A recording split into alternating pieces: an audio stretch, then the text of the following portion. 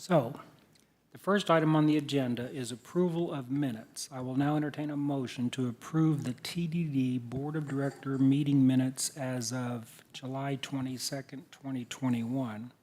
So move. Second. Any discussion? Hearing none, we'll have a voice vote. All in favor, say aye. Aye. Opposed, same sign.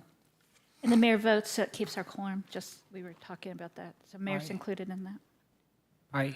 Thank you. Ayes have it.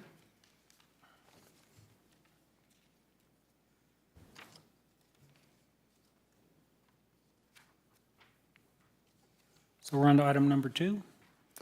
Your Honor, this is a resolution 2022-01, resolution of the Board of Directors of the Branson Landing Transportation Development District electing interim directors to fill vacated terms. So Madam Secretary, would you please provide the introduction for this item? That would be the resolution. So do I have a motion electing Marshall Howden and Ralph LeBlanc as interim directors and adopting Resolution 2022-01? So move. Second. Any discussion from the board? All in favor, say aye. Aye. Opposed, same sign. Ayes have it. Now Marshall and Ralph will participate at this time.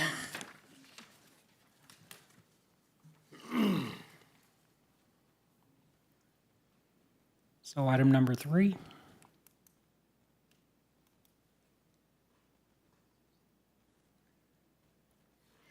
Your Honor, this resolution is 2022-02, a resolution of the Board of Directors of the Branson Landing Transportation Development District appointing officers of the district. If we have a list of the officers that were before, we Okay. just fill in the blank as to who you would like to participate in the officers. It's a heavy-duty job. Each of us fill in a blank, Yeah, and then it's like there's 5, so. so 5 out of the 7, 4. 4. Sorry, 4. So then, Madam Clerk, It's the same. each of us fill in a name, and then you're going to pick these names up and tell us who the grand poobah is? Well, if we just would want to do a slate, it would be easier of who you would like to fill in these positions as a motion. Do we have a slate of who you would like to put in these positions? Alderman Cooper, as the Mayor Pro Tem, would you suggest names of the aldermen in each one of these 4 categories for us to vote on? So we need 4? Oh, starting right there. How about, are these suggestions or? What I'm asking is if you would nominate Oh, 4, okay. and then we'll vote. I got it. I nominate Alderman Denham for chairperson, executive director. Let's do Alderman LeBlanc as vice chairperson, Alderman Howden as secretary, and Alderman Rodriguez as treasurer. I will take note that the mayor was not nominated. Oh, wait, I didn't know you could be on the So slate. I move to appoint Ruth as chairperson, Alderman Cooper just did this. Mayor, I didn't know you So- could be in it. Alderman Cooper made these nominations. Do I hear a second? Second. So we have a motion and a second. Is there any discussion from the board other than from Alderman Cooper?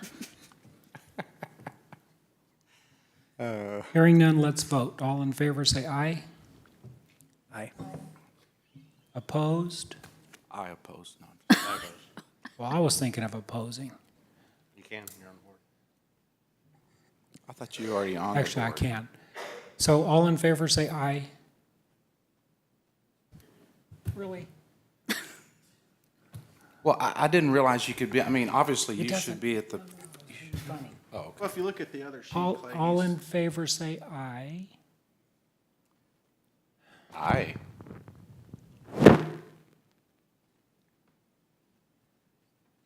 Mr. Mayor, what do you think, I mean, is your appointing on this board pretty important? Not at all.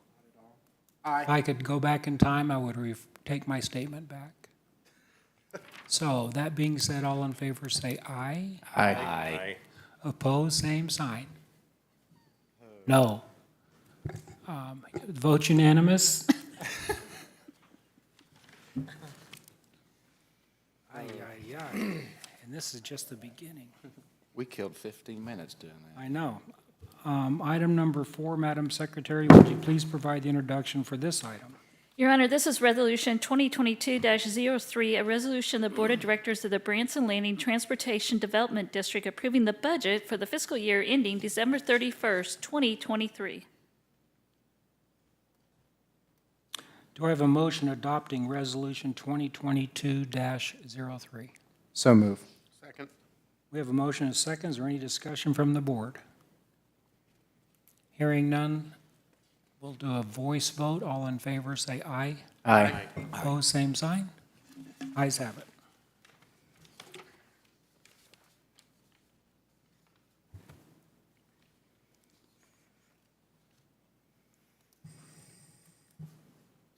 I apologize to our Corg. Okay, having no other business to come before the Board of Directors, that concludes the meeting of the Board of Directors for the Branson Landing Transportation Development District. I will now entertain a motion to adjourn the meeting. So moved. Second.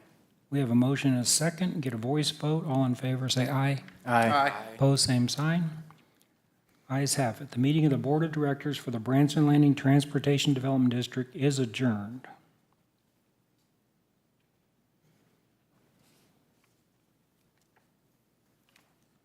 We will now return to our regular scheduled programming, Thank you. which is a presentation by the Corps of Engineers on water management and the impacts of major flooding. Gabe Knight with White River System Engineer is here to address us. And Gabe, I want to really thank you for accepting our invitation to brief not only the board but our community with what happens with our Lake Taneycomo, basically. Yeah, absolutely. Thank you. Appreciate you having me here. Like you said, my name is Gabe Knight. I am the White River System Engineer with Little Rock District Corps of Engineers. I work out of Little Rock office, and my job is basically to implement the approved water control plans for 5 White River reservoirs. That's Beaver Lake, Table Rock Lake, Bull Shoals Lake, Norfolk Lake, and Greers Ferry Lake. We're going to talk about water management. It's more of an informative type presentation just to give you some background information on what we talk about when we say flood risk management and how we move water through these reservoirs and why we do what we do. If you have any questions, you feel free just to stop me or we can wait till the end, either way. I also have Jason Funkhauser with me.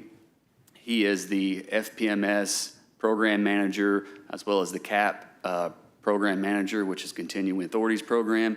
He also has a lot of projects going on within the district, and he'll probably want to say a few things after my presentation, so maybe 5 or 10 minutes with Jason at the end as well. So, thank you. So we'll go ahead and dive in here. If you're not familiar with the Little Rock District Corps of Engineers, we are parts of southern Missouri and kind of western Arkansas. We have 12 multi-purpose reservoirs in both states. Multi-purpose meaning they serve more than one single purpose. These aren't just water supply reservoirs or flood risk management reservoirs. They have multiple authorizations. We also have over 300 miles of navigation system going through the center of the state of Arkansas, and that's the McKellen-Kerr Arkansas River Navigation System. We manage 13 navigation locks and dams along that system. Also within our district, we have 7 hydroelectric facilities. 2 are on the Arkansas River and 5 are in the White River Lakes. So these large lakes like Table Rock Lake all each have a hydropower plant as well. So when we talk about the White River reservoirs, we need to understand why they're here. I'm sure most of you understand that these are for flood control. They were authorized by flood control acts of the 30s, 40s, and 50s. If you're familiar with the history of this region, at the turn of the century, going through the 20s, 30s, and 40s, we were pretty much devastated by flooding about every 3 or 4 years. You know, we had the flood of 1927, a few floods in the 30s, and then the 40s we had flood of records in this region here. So Congress said, Corps of Engineers, you need to build these reservoirs primarily to protect the lower White River Valley, but also the Branson, Forsyth area, which was somewhat developed at the time of construction of Table Rock Dam. So Congress authorized the construction of these projects, and they said you need to come up with a way to operate these dams. And that's where we get our water control plans. What they do is they make sure we're operating these projects within the intent of Congress. They also make sure we're operating them consistently from flood event to flood event, from drought to drought. We basically do exactly what these manuals say. So if have the lakes are high or the lakes are low, there's a reason for that, and it can go back to what's in these water control plans here. But although they were authorized for flood control, there's other purposes for these systems or reservoirs. We have flood risk management, and that's the primary reason they're here. And basically, in a nutshell, flood risk management, what we do is we capture rainfall runoff in the reservoir. So after we have, say, a large rain event over Springfield or over the Kings River Basin, it flows down into Table Rock Lake. The rain that doesn't get absorbed into the ground or gets sucked up by trees, it ends up getting in the creeks and streams, and then ends up in the reservoirs downstream. We allow the lakes to rise by reducing releases. So we basically shut the dam down, reduce releases, all that water gets stored into the lake. It rises up into flood pool, and then after the downstream areas recede, so there's no longer flooding happening in the downstream, or the river basically recedes, then we begin opening and releasing that flood storage. And these are very large lakes, so sometimes that can take months, you know, up to 6-8 months, and we'll kind of get into that a little bit more later. But also these reservoirs were authorized for hydroelectric power. Southwestern Power Administration is the marketing authority with the Department of Energy. They market power to not-for-profit electrical cooperatives and municipal utilities. So it's basically to rural areas, small communities. They get their power from these 5 White River reservoirs, plus Southwestern Power has 18 other in their system. So they have 23 reservoirs that they can sell hydroelectric power to over 100 of these electrical cooperatives and municipal utilities. But what Southwestern Power does is everything they make in revenue, they put that back into the federal treasury. They're paying off the initial capital in building these power plants. They're paying off interest on that capital, and they're also paying O&M for construction and maintenance of the dams. So they do a lot of good here as far as providing benefits to the nation. I think they make about, just the White River reservoirs provides maybe about 80 million, maybe to 100 million goes back into the treasury each year. Savings from their over 100 customers is probably about $500 million is how much they save by getting federal hydropower as opposed to buying power on the open market. So it's quite a bit of a benefit to the nation there. Water supply came out in 1958. The Water Supply Act said we'll hold water for municipal and industrial purposes. Now, Table Rock does not supply any water. The only water that comes out of Table Rock in its conservation pool is for hydropower uses, and a very small amount that goes to the Shepherd of the Hills fish hatchery downstream. We also have a minimum flow authorization at Bull Shoals and North Fork, and this one came out in 2006. So it shows you if there's interest in using water at these reservoirs for alternative purposes or purposes that they're not currently being used for, lobby your representatives. If they can get it in a Water Resource Development Act, then you could have a water supply reallocation where we take water from another purpose and give it to whatever this new purpose, similar to what happened with minimum flows in 2006.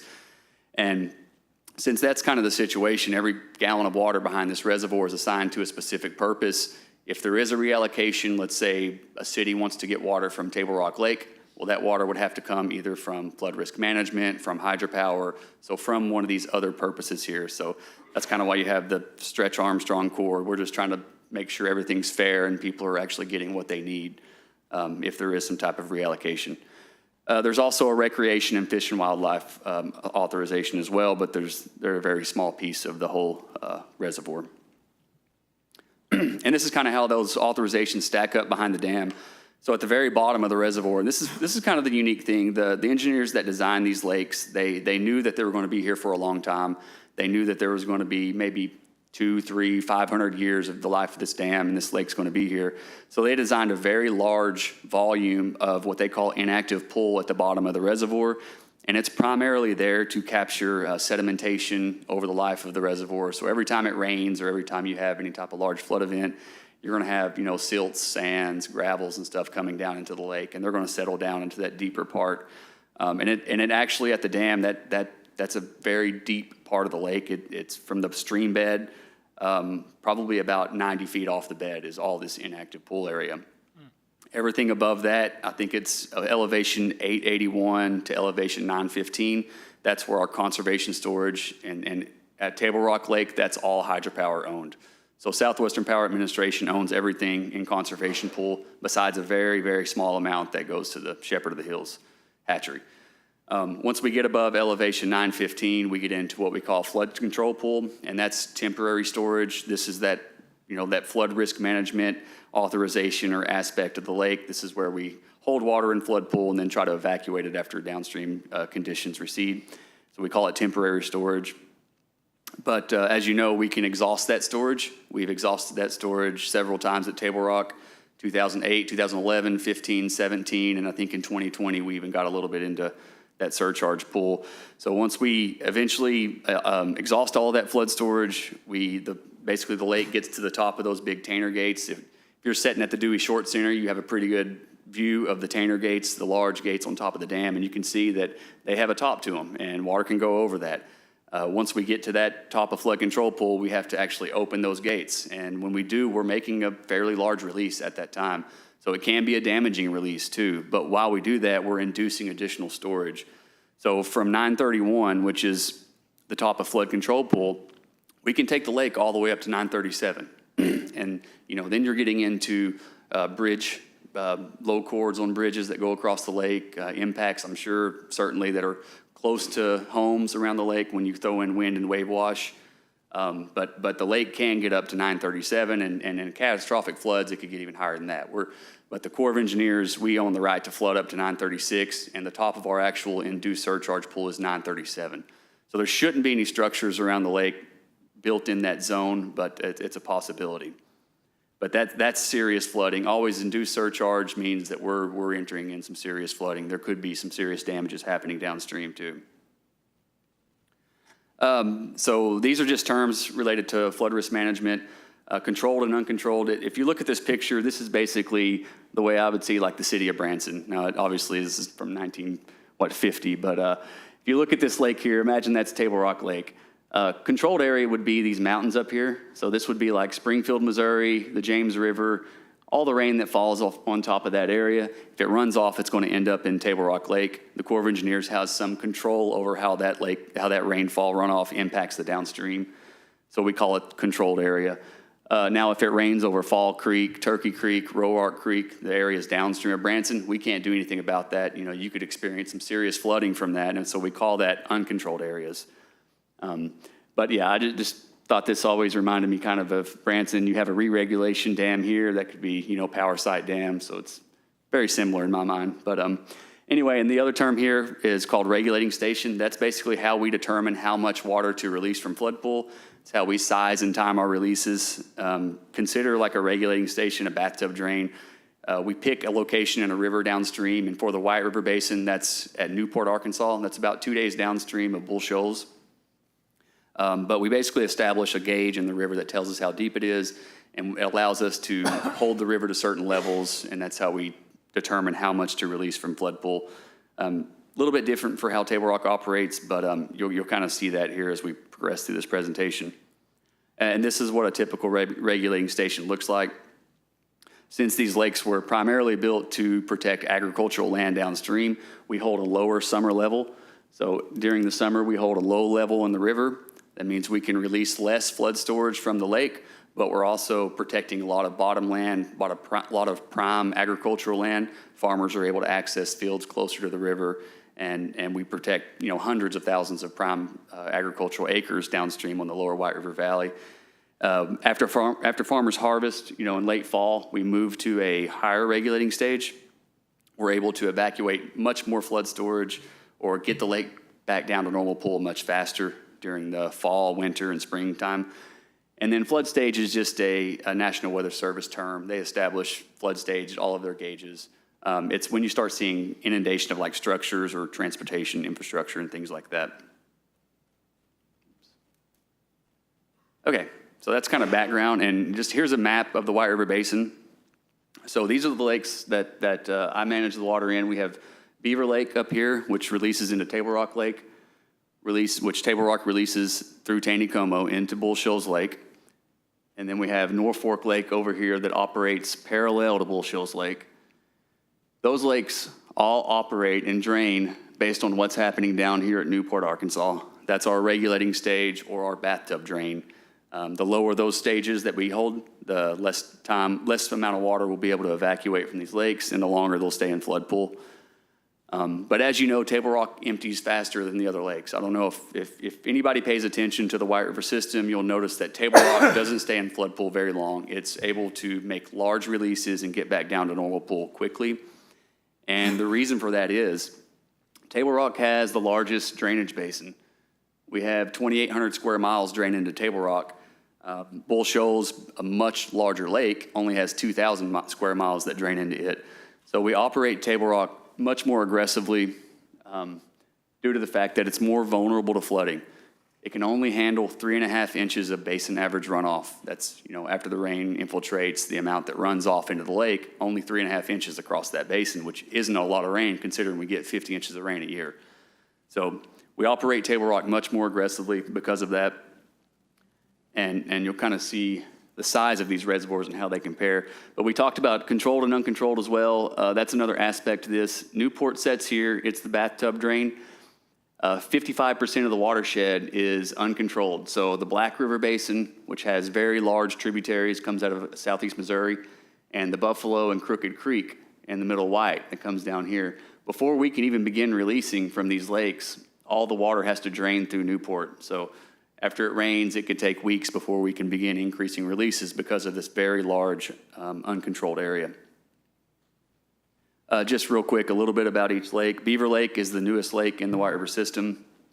Has about 287,000 acre feet of flood storage. That's 287,000 acres a foot deep. It's just a volumetric measurement. And it has a very large water supply component. It supplies water to all of northwest Arkansas, so a very rapid growing region. Table Rock Lake, the next downstream reservoir, has 3 times the amount of flood storage as Beaver, but it has such a larger drainage basin. So it's almost double the drainage basin that Beaver has, so it can only handle that 3.5 inches of basin average runoff. And I put in there, it's set up basically to prevent flooding in the Branson area downstream, Forsyth, Missouri, but it also helps a lot for the lower White River Valley. Then you have Bull Shoals. Bull Shoals is massive. It has over 2 million acre feet of flood storage. That's 3 times the amount Table Rock has. And it's that big because it has to wait until all that uncontrolled area drains before it can begin releasing. Similar to Norfolk Lake, kind of the same thing, can handle a lot of basin average runoff, has to wait quite some time before it can increase releases because of that uncontrolled area. And we won't talk about Greer's Ferry is operated independently from the upper 4 lakes, so it really doesn't impact anything that happens up here. It's in my presentation, but we won't talk about Greer's Ferry. Okay, pool elevations. Here we have Table Rock. These are our normal pools. We try to keep the lake or get the lake to 915 or 917 quick as possible. Up to 931 is our flood storage, entire flood pool elevation, and this increased during the summertime right here all the way up till looks like December is what it should, December 1st is what we call seasonal pool. That water is held in conservation pool during the summer specifically to release cold water for trout. So if there's no hydropower demand and there's no need to generate or release anything from deep down in the lake, that additional storage there held in the summer is to keep the trout alive. So we try to keep temperatures, under 70 degrees, really ideally under 60 degrees, but 70 at the maximum. We want to protect that fishery downstream. So how does this work? We've kind of talked about this. Flood risk management, we capture rainfall in our flood pool, allow the reservoir to fill, and then we release it as fast as possible. We do it within the confines of the water control plan. We have that Newport guide curve that we'll show here in a second that dictates how much we can release from these reservoirs. And if we get water out faster, that means we can prepare for more rain. So if we have more available storage in the flood pool, that means we can handle more rainfall runoff. It's very important to follow the water control plan and get the water out as fast as possible. Now, like I said, Table Rock has larger floods. It's operated more aggressively. That's good and bad. So the good thing about that is we can evacuate storage quicker, meaning we can prepare for more future rainfall. We can empty the flood pool faster, and get ready for a larger rainfall event. But we're putting some pretty large flows down the river into the lake here. So 15,000 CFS when the lake gets above 915 or 917 during seasonal pools, and 20,000 CFS when the lake gets above 920. I believe damages, and you start seeing inundation of maybe homes or infrastructure when you get to around 40 to 50,000 down there. So what happens is when we get to these elevations, the 920 or above, and we're releasing 20,000. To give you an idea, 20,000 is all 4 units at Table Rock going full blast, and then all 10 gates open a foot each. So you're rolling. You have a lot of water coming over the spillway and a lot of water coming through the hydropower units. Taneycomo is high. It's really high. You get water downstream. You get rainfall downstream over Fall Creek, Turkey Creek, Roark Creek, Bull Creek especially. You can have some localized flooding when that's occurring.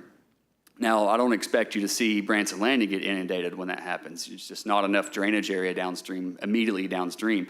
But definitely there's some areas around those creeks or areas around the lake itself that, especially like Rockaway Beach area, that could potentially get flooded when this happens. And this happens often.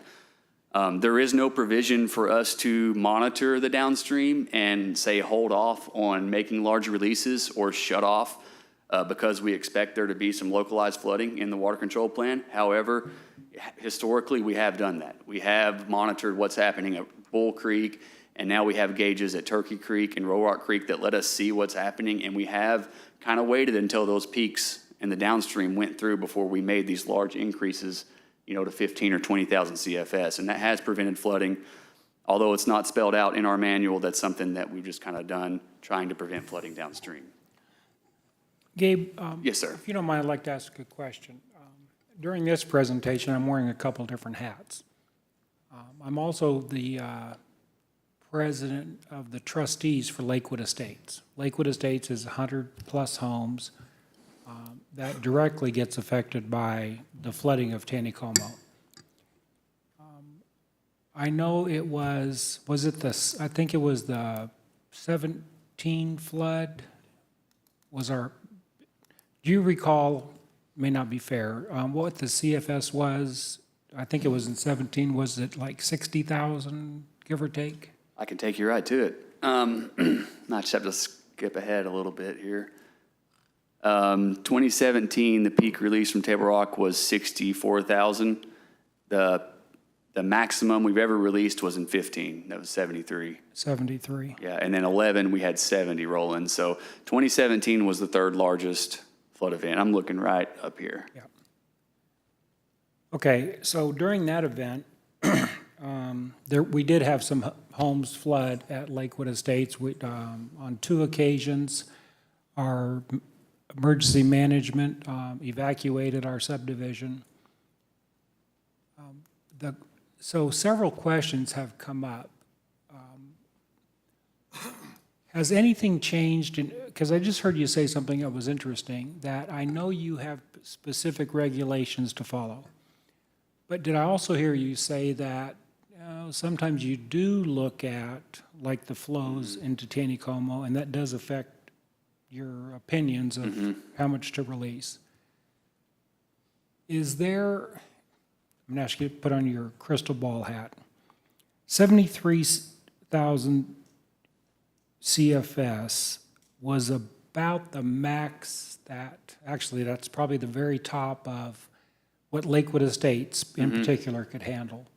I know we have engineered our Compton plant to handle, and I'm not sure at what CFS, and now that you've explained this, CFS isn't the only answer, because we have all this uncontrolled water flowing in, right? Yep.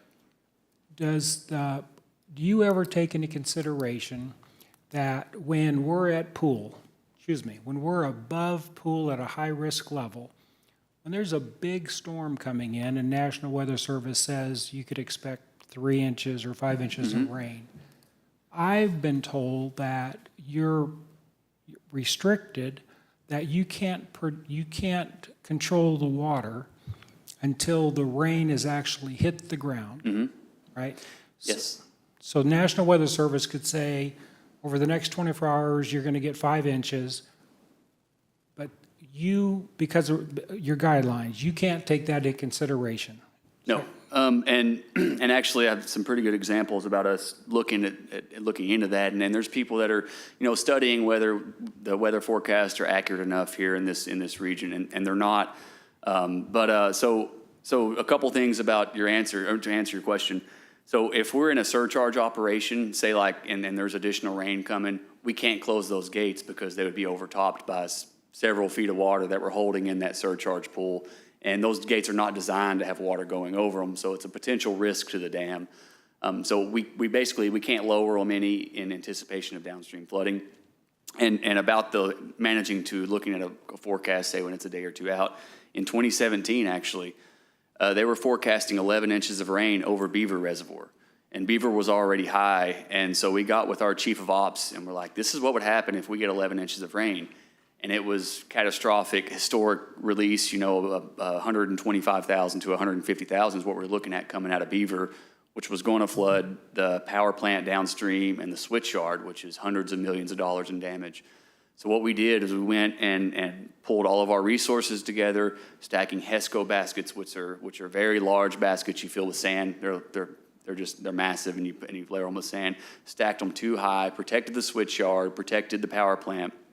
And when the rain came, it fell over Ava, Missouri, West Plains, Missouri. They got 20 inches of rain. Beaver got 5 inches of rain. There was no major flooding there. Obviously, it was still extreme flood event, very peaky and very intense rainfall. But that just shows you that if we would have had released water, say from Beaver or vice versa, shut it down, to where if it was projected to fall over Table Rock and it fell over Beaver, for that instance, it's these reservoirs, and that's one of the biggest challenges of the White River system. They're right on top of each other. Yeah. And, 50 miles, 80 miles apart is nothing for a large rain event. Our major flood events that we've experienced has covered the entire watershed, upstream, controlled areas and uncontrolled areas. Thank you for sharing that. So what I heard you say was basically because of the weather forecasting not being as accurate as we would all like, that is obviously a direct influence on your decision of how much and when we're going to release. So, yeah, and I don't want to throw the Weather Service under the bus. They Yeah. do a great job, but these lakes are just too close together. I would consider all of those good forecasts, but, when your bullseye of the rain event could be just 50 miles this way, that's, in the grand That's scheme of tough. things, that's still a good forecast, but whether it falls upstream of Table Rock or downstream could make a massive difference. So if we were forecasted, multiple inches over the Branson area downstream of Table Rock and we shut down releases and it fell upstream, then we could be releasing even more. So we could be causing some serious flooding like a Branson Landing and homes and areas downstream. Sure. So it's difficult. It's very difficult. So off the record, with that event we had that's funny, off the record. In 2017, because it appears nationally, our winters are getting colder, our summers are getting hotter, the rainfalls are different. How realistic is it for example, the homes at Lakewood Estates to experience more than the 73,000 CFS? I will say it's very realistic for a couple reasons, and this is actually the right slide to be on here when we talk about weather forecast and what we've experienced the past decade and a half. Prior to 2008, Table Rock had only filled its flood pool and gone into that surcharge pool twice, and that's what this right here is showing. Prior to 2008, we'd only had 2 large flood events. This lake was built in 1954, I believe. Yep. So that's a long time to only experience 2. Since 2008, we've had 7 of them. And we're not necessarily, Beaver has experienced above average rainfall. We may just be a couple inches above, but we're getting 40% more rain in the spring. Just like this year, we were 5-6 inches above normal this spring, and it hasn't rained since June, and then it just shuts off like this. So we're having more volatile weather. I won't say it's always above because this is just for a specific area. But it is becoming more volatile, and when it falls heavy in the spring like that, that's really what gets you, because we can only handle that 3.5 inches of rainfall. So when we get 75% of the annual average rainfall in 3 months, that's where we end up having these major flood conditions. And, the lake's been here for 70-something years. You always hear a 100-year flood, you hear those terms thrown around a lot. 73,000 I don't think it's anywhere near a 100-year release. So if you think of the statistics, we have a 1% chance of having that flood, that 100-year flood each year. I would say that we could be due for larger floods. If this is the new normal, for sure. Yeah. I would expect it. If this is not the new normal and we're just in a wet cycle, like if you look back through history, prior to this wet cycle, it was relatively dry. So if we go in, say, 15-year cycles, we could be coming out of this wet cycle and moving into more of a dry cycle. That's yet to be seen. The climate models, none of them agree, basically, whether it's going to be wet or dry, but they all kind of show it's going to be more volatile. They're expecting weather to be more volatile in this region. Yep, okay. That's fair enough. Before becoming mayor, I was the Ward 2 alderman, which is all the Lake Taneycomo side of the city limits. So I know our Ward 2 aldermen here. This is great information for them to share, because that's who they're specifically representing, is all the lakefront homes and businesses. And there is some good news regarding how the system is operated, and if I'll back up, I'll tell you how we are making changes. So we are trying to improve conditions, and one of the ways of doing that is we're trying to get rid of the water faster. Let me back up to this slide, and I'll kind of real quick explain, and I want to leave you with a couple of things. Okay, so we were talking here, we were working on how Table Rock releases much more than these other reservoirs. It tries to get rid of the water faster, but the caveat here is when Bull Shoals gets to elevation 684, when Bull Shoals is at 684 and Table Rock's at 915, they have the equal amount of flood storage remaining. At that point, we shut Table Rock back, and we allow those two lakes to fill all the way to the top together. So that's one way we balance storage across this system. So we can't completely ignore the fact that Bull Shoals still has a downstream area to protect. So when Bull Shoals gets to a certain area, we start balancing storage. And what happens is all four lakes kind of fill together and get into that surcharge area. So these are major floods when we see this happen. And we see it happen. We saw it happen this year. Bull Shoals got to 684. We had to shut Table Rock back a little bit and let them kind of fill together. And luckily, we didn't get any more rainfall. But Bull Shoals and North Fork's releases are driven by what happens at White River at Newport right here. So this is the bathtub drain. This is that depth in the river I was talking about. We hold it higher in the wintertime and lower in the summer so farmers can access and plant their fields. Now, what we're operating right now under a Beaver interim risk reduction plan. We've kind of identified some increased risk of flooding at Beaver Lake, and it's due to this wet weather pattern we've been in. Beaver typically stays really high and is always prone to making a very large release. So we're operating under a deviation from the water control plan. We have increased this bathtub drain.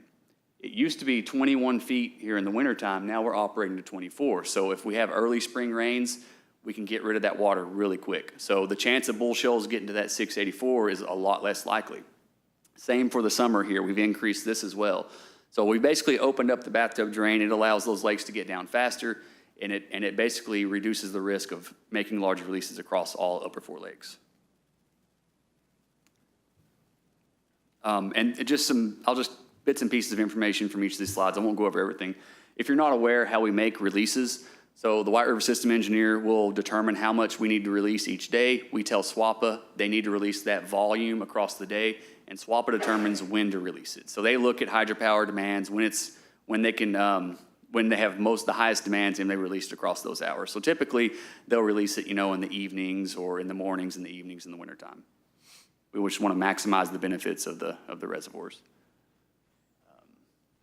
Okay, and when we drop down into conservation pool like we are now, we turn the reins over to Southwestern Power. They generate as they need. So we give them minimums and maximums sometimes. We obviously monitor water quality conditions downstream, the dissolved oxygen content, as well as the temperatures, make sure we can keep the trout alive. But when we're in conservation pool like we are now, the Corps isn't directing Southwestern to make any one of these releases. They're doing it because they have high demands. This is something we mentioned seasonal pools we release for water temperatures. It just tells us how much to release based on the temperatures at Calico Rock. It's just a simple table. Table Rock has an extremely poor water quality. It basically becomes devoid of oxygen from about 30, 40 feet all the way down to about 200 feet deep. So what this means is we have very poor oxygenated water coming through the dam. If we didn't have a low DO action plan, we would not have any fish in Lake Taneycomo. I can guarantee you that. They would be killed every year, replaced every year, killed every year. But what we do is we have a liquid oxygen injection system that was installed in the 90s, I believe, where we pump liquid oxygen directly into the penstocks as it comes through the dam. And we also have breaker vents that go over the units that suck air directly from the hydropower plant to increase the DO content in the tailwater. So we're able to keep the fish alive and keep it above the minimum here. And Southwestern Power Administration is actually an excellent partner. They pay for the liquid oxygen. They pay for the modifications to the units. So they're on board with doing everything we can to prevent any type of fish kills in Taneycomo. And the fish kills we have had, they've been very minor, and they're unrelated to dissolved oxygen. They've been related to other chemicals in the water. Just real quick, we produce a pool forecast. If you're familiar with our website, if you're on the lake or you're looking, a lot of this is important for dock movers and stuff like that and resort owners. We produce a 3-day pool forecast, but we don't say that 3-day pool forecast is based on rainfall on the ground. Just the way we operate, the pool forecast the same way. We produce it about 6 o'clock in the morning, and if there's rain that happens that day, unfortunately, it's going to be wrong. So that's one thing we should probably put on our website as a caveat, saying that the pool forecast is developed based on rain on the ground. This is just a bunch of stuff. We have 22,000 square miles of basin that we analyze each day, and this is one person doing this every day, coming up with how much we release from each dam, all of the inflow forecast, release forecast, pull forecast, all of that. We always monitor water quality and dissolved oxygen, any type of evolving conditions. Hydropower units are always going down, always breaking. We're having rescues of people that flip and canoeing in the lake, so we have to shut down immediately and try to get rescue crews out there or coordinate that with the project office. So there's a lot going on, and the way we handle all of this work and make it even feasible for one person to do is we use some programs we call Core Water Management System. It basically allows us to take gridded rainfall products from the National Weather Service that tells us how much it rains over the entire basin and where, hour by hour. We drop that onto our hydrologic models that convert that rainfall into runoff, and this is where it gets really important. We have observed stream gauge networks all across the basin. Say we have gauges on the James River at Boaz and Galena, all the way up through Springfield. We have the Kings River at Berryville. Downstream of Table Rock, we have some really important gauges we just installed recently with some dam safety funds at Roark Creek and Turkey Creek. Those gauges did not exist before 2019, or 2020, I believe, is when they were installed. So what those allow us to do is to calibrate our hydrologic models and determine how the rainfall we just received will run off and how that will look in the future. So we match the observed conditions with these models so we can make better informed decisions about how we operate the dam for the next 5 to 7 days into the future. So this is something that's new. Before this, we were using calculators and tables that were developed in the 40s. So this is very new. It allows us to operate a lot more accurately and have a much better idea of what's going to happen all across the entire basin. We can take this and push it into a hydraulic model, and we do this almost in real time now. Push it in, and we can pass out live inundation maps. We did this in 2020. We passed them out to local emergency managers. In the project office, we said, hey, we might be releasing anywhere from 50,000 CFS to 100,000, depending on the future forecast. We do that. We don't operate to those forecasts, but I will give Rodney Rayleigh, the OPM of Table Rock, a range of what he could potentially see downstream, and we can give him an inundation map as well. Say, hey, this is what you could potentially plan for. And we have tabletop exercises every other year at Table Rock where we get with the emergency officials and we go over exercises of how something like this could happen. Okay, this is a fun one. This is 2017 without the dam. We look at the flood benefits these projects make. So They typically do anywhere from 200 million to 500 million in flood benefits, that's damages prevented each year. So this is 2017 without Bull Shoals and Norfolk, without all the lakes right here. This is Newport down here. This is hundreds of thousands of acres, 10, 20 feet underwater. Now here's Branson Landing.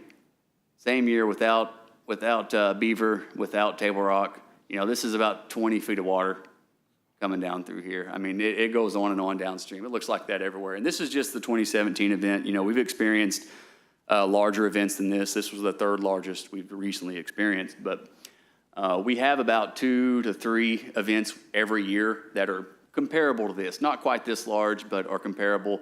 That just shows you how much flood benefits that these lakes get every year.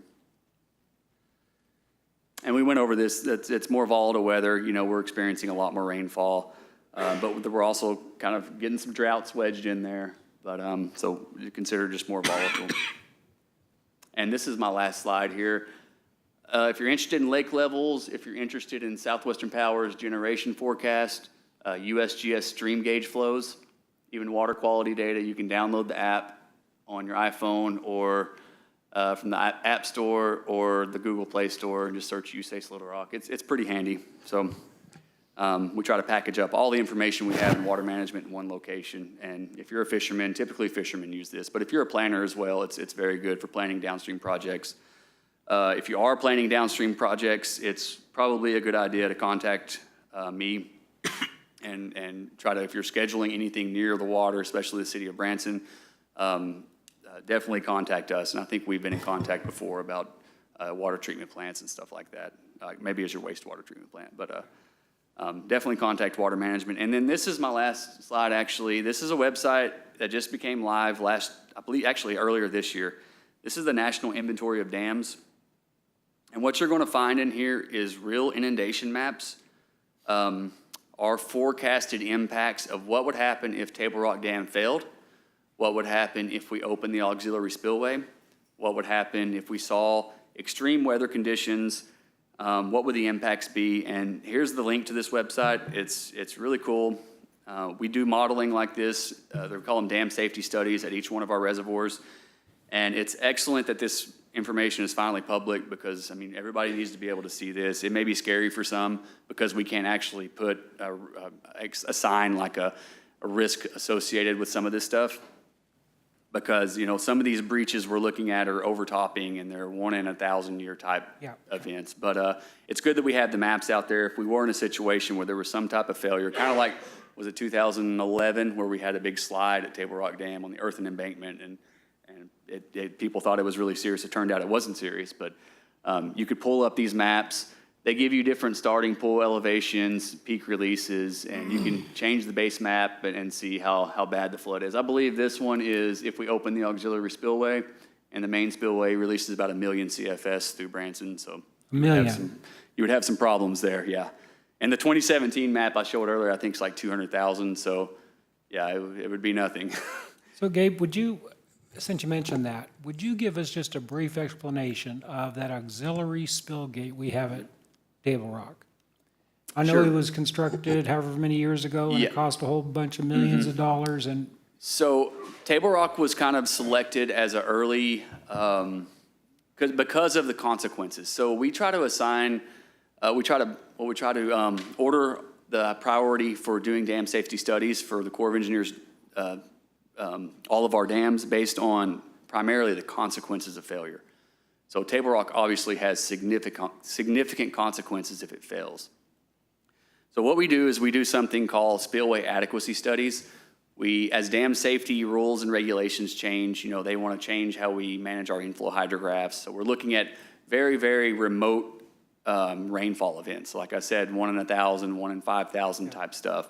But it is based on scientific, you know, a process here. So we are following that. But Table Rock was kind of selected early. And what we found is that if we didn't build an auxiliary spillway and what we call the PMF, or the probable maximum flood, came to this region, we would overtop the dam by several feet. And I mean the dam, the roadway, the whole thing, 947, so beyond that. And so what they did was that, well, this is unacceptable. If we were in this situation, we can't take the chance of overtopping the dam because if the dam overtop, it fails, right? And you're release of 500,000 CFS becomes 2 million. So what they did was said we need to build an auxiliary spillway. Basically, the 10-gate spillway we have now is not large enough to pass this remote, very remote event. So they built the additional auxiliary spillway with 8 gates over to the side. Now we can almost double the total release from the dam. We can release up to 1 million. That's still a crazy amount of flow that would do catastrophic damage downstream, but it's better than the alternative, which is 2 or 3 million. We're doing studies like this right now on the other reservoirs. So far, they have been able to pass their PMF without overtopping. But Bull Shoals, Norfolk are some ones we're working on right now that could potentially be candidates for auxiliary spillways as well. So it really comes down to kind of policy changes, scientific procedural changes. You know, they changed the way we do that, develop that probable maximum flood and things like that. So yeah, it was like $65 million to build that thing. I think, maybe that's right, mid-2000s, early 2000s, I believe, is when it was constructed. It was before my time, so I came on in 2009. I've been with the Corps for 13 years. So. But that's kind of the background there. You won't see any additional spillways built at Table Rock. Now, Beaver, you know, Bull Shoals, Norfolk, they may all get them. But Table Rock was first because of the consequences. But anyway, the National Inventory of Dams, you can just search that. If you want to look, sorry, I'm doing it again. If you want to search that, you can do it. I mean, you can look at the other reservoirs as well. You know, if Beaver fails, it's going to impact Table Rock, so Beavers may show significant flooding below Table Rock Dam. Just keep that in mind. And there's all kinds of information. It tells you kind of what to look for here, what these different scenarios mean. And yeah, down here it talks about the scenarios, and you can change the base maps and stuff. And I don't think you can turn depth grids on. It shows you how deep the water is, but you can definitely turn imagery on back there and kind of see what's happening in these areas. But I think that's all I have. If there's any questions from anybody? Anybody in the audience have any questions for Gabe? Any directors? Yes. Gabe, so conceivably, as you're talking about these weather events that could become more volatile, there could be engineering projects in the future, like those auxiliary spillways that could help mitigate that? The only thing that can really help mitigate large flood events like that could protect areas downstream is additional dams, and those projects really aren't happening these days. Auxiliary spillways are built to protect the dams, the existing dams. So what they'll do is prevent the dam from failing, but there'll still be catastrophic damage downstream. So yeah, unless if you're trying to reduce the amount of water that gets into Table Rock Lake, that would take some type of detention structure upstream, which would be either small dams or water supply dams, even things like that. Okay. And then my only other question is, do you have anything to do with the amount of fish that's released? I've been in discussions with Shane Bush at the Forestry Department, and maybe you could provide just a little bit of knowledge on that for us. From what I understand, at one point there were 700,000 fish being released, and then they wanted to release 560, but 60,000 died over in Neosho. And so, okay, I got that answer. Now they're going to get it up to 600,000. That seemed, but I wanted to kind of talk to a fisherman after that. So I talked to one of the fishermen, and he said, you know, he can definitely tell a difference, but it's still a lot of those kind of small fish that are up in Neosho. And I mean, we talk about tourism a lot in this community. And, you know, so is there a reason, you know, you're talking about health and safety of the watershed and everything like that. Is there a reason why a limited number is better for the health of the overall system? So if you think about it, just the less fish you have in the river downstream, the bigger they're going to get. So they become more healthy. There's less competition for food sources and things like that. Now, what happened last year was unrelated to water management, and Shane's a part of that dissolved oxygen committee. You know, we talk a couple times a year. And, you know, they did get that complaint because they had an issue where they stocked less, and Neosho had a big fish kill up there, so they weren't able to get any fish from them. But so fishermen were complaining there for maybe a month, that they weren't catching anything and didn't know what was going on. Well, Shane and them, you know, coordinated with me, and we reduced releases so they can go out there and shock fish. And what they found is the fish were everywhere. I mean, they just weren't biting whatever the fishermen were using. And what happened was there was a kind of a flow regime change. You know, it went from generating a lot, and we had gotten down closer to the normal pool, so there was a reduction in releases. I believe that's what happened. I don't remember the exact time frame, but there was somewhat of a flow regime change, and the fish were just biting at a different location on different bait. That's what happened, but it was funny. So Shane got to go to those fishermen and call them back, like, hey, we have more numbers than we've ever had. The fish are everywhere. So the fishery is extremely healthy. It's the best it's ever been. Sharpen your fishing skills. Is there any other questions from the board? Man, I learned a lot of stuff right I there. did too. I am so glad. That's amazing. I know we're going to get a few minutes with Jason. Yes. Again, I appreciate you so much for educating us. Yeah.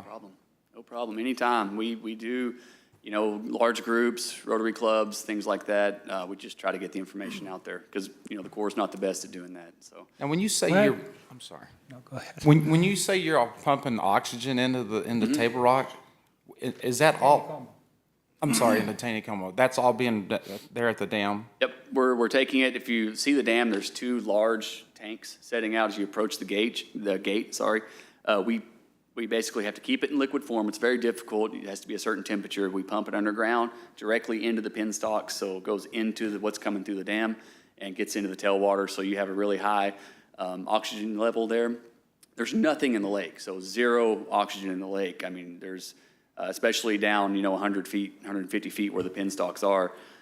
So we have to bring it up to livable levels for the trout, which is a minimum of 4 milligrams per liter, and we do that by pumping oxygen in and opening those vents, sucking it in through the power plant. So. That's incredible. I remember that in the 90s, but back then, the discussion in town was, did you know that they're pumping oxygen into Taneycomo? So I thought it was like part of that rumor control mill. Yeah, right? It's like that just sounds, Yeah. doesn't sound right, but Yeah, Southwestern Power buys about $100,000 worth of liquid oxygen pumps in there a year. So, but it saves them a lot of money. They don't have to basically cease generation. So Yeah. they do it to keep the health. It's public relations for them. They want to keep a healthy fishery. They don't want to kill the fish. That's the last thing they want. So. yeah, very nice.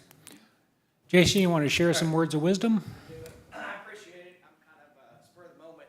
I was up talking to Hollister in Taney County earlier today, and I just asked Gabe if I could stop in and say a few words from a project management standpoint and kind of let you guys know of a few things that are happening here.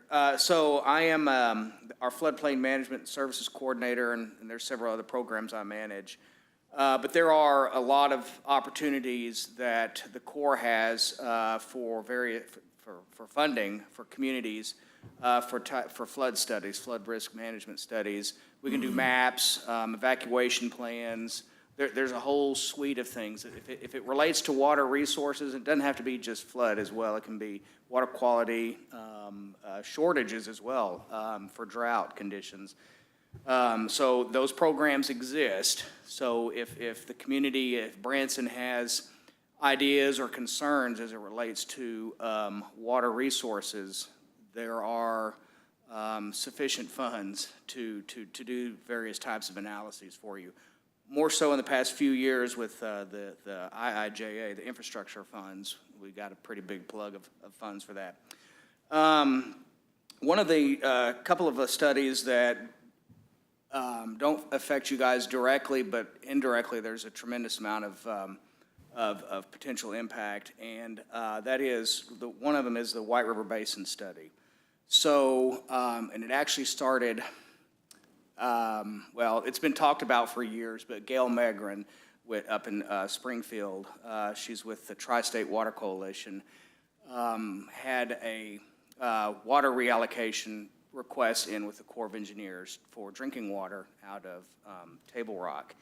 Long story short, because of the we don't fully understand the impacts of all of the uses for all of the reservoirs in the system, there's been a big push to do a White River Basin study. And we've actually come up here last year, we had a public meeting. The Congress, we're working with Congress to get that authorized, but that could have impacts on how we manage all of the reservoir systems. When the reservoirs were constructed in the 50s and 60s, the economic emphasis was agricultural. South of here, primarily in Arkansas, over the past 70 years, there's been a population shift, and the economics are different. So are we managing the system the best way we can? That's really what that study gets at. So as it gains traction, which I'm sure it will, it gets a lot of interest in drought times and in flood times. So now we're kind of dry, and we're hearing more about that because people want drinking water. We can't reallocate right now because we have to do this study, but we don't have the money to do the study, so it's back and forth, and it's a process. The other one is, the last thing I'll mention is our Beaver study, and Gabe had a couple of slides where he talked about the IRRM. So part of that study, the Corps installed several stream gauges, and there's a couple in this area for a period of 3 years, and to gather data, collect information. And once that's done, which it is, the analyses are done, those gauges are going to be removed.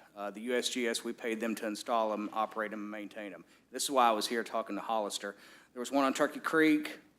Hollister's very interested in keeping that one going, so we're in discussions with that. The other one that's going to be discontinued is Roark Creek up on Shepherd of the Hills Parkway. So that has, that comes in right here in downtown Branson. And Hollister's interested in the flood warning aspect of it, and I don't know if Branson has an interest too. And we could talk about this some other time in a more appropriate setting, but I did want to bring that to your attention, that that particular stream gauge will be offline starting into December of this year. December of this year? That's correct, yes, sir. Lisa, who would you recommend for Jason to contact to have those discussions? I think that would be Keith? Keith. Yeah. Keith, would you get in touch with Jason and begin those conversations? Keith Francis. Gotcha, yes. What's his position? I'm just curious. He's the big poobah around here. Okay, I'll just Google that then. Grand poobah. Okay, Grand Poobah. He's Or a you- direct, go ahead. Or you might look under city engineer. Okay, gotcha, okay. Slash, You might AKA, start with city engineer. also known as. Okay. All right, thank you all. Thank you for stepping in. Gabe, again, I tell you, I just can't appreciate enough you coming in and giving us that update. Any other questions, comments from the board? Is that in on our list? So Yes, we- Your Honor. we'll get a few minute break before our aldermen, so I would entertain a motion to adjourn. So move. All in favor, say aye.